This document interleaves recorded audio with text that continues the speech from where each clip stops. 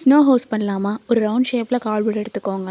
அதோட சேர்த்து நான் ஒரு எம்டி பாக்ஸ் தான் எடுத்திருக்கேன். அந்த எம்டி பாக்ஸை 5 சென்டிமீட்டர் ஹைட் வச்சு கட் பண்ணி அதுக்கு மேலே 3 சென்டிமீட்டர் ஹைட் வச்சு ஒரு ட்ரையாங்கிள் வரைஞ்சிக்கிறேன். நெக்ஸ்ட்டு ஒரு பேப்பர் வச்சு அதை கவர் பண்ணிக்கோங்க. நெக்ஸ்ட் அந்த வீட்டுக்கு கலர் பண்ணுறதுக்கு நான் போஸ்டர் கலர் எடுத்திருக்கேன்.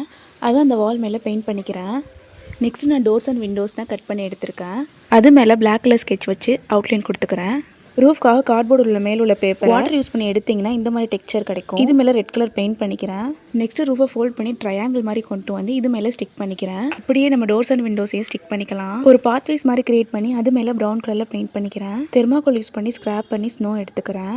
இந்த மாதிரி ஸ்னோஸ் எடுத்ததுக்கப்புறம் அந்த பாத்வேஸை தவிர மற்ற இடத்துல எல்லாம் க்ளூ அப்ளை பண்ணிக்கோங்க. அப்ளை பண்ணிட்டு நம்ம பண்ணி வச்சிருந்த ஸ்னோஸ் எல்லாத்தையுமே நம்ம தூவி விட்டுக்கலாம். நம்ம பண்ணி வச்ச ஹவுஸையும் ப்ராப்பராக பிளேஸ் பண்ணி இருக்கிற கேப்பில் ஸ்னோ வச்சு ஃபில் பண்ணிக்கிறேன். ஃபில் பண்ணதுக்கப்புறம் ரூஃப்லையும் நான் ஸ்னோ யூஸ் பண்ணிக்கிறேன். ஃபைனல் அவுட்புட் பாருங்க. Twinkle, twinkle,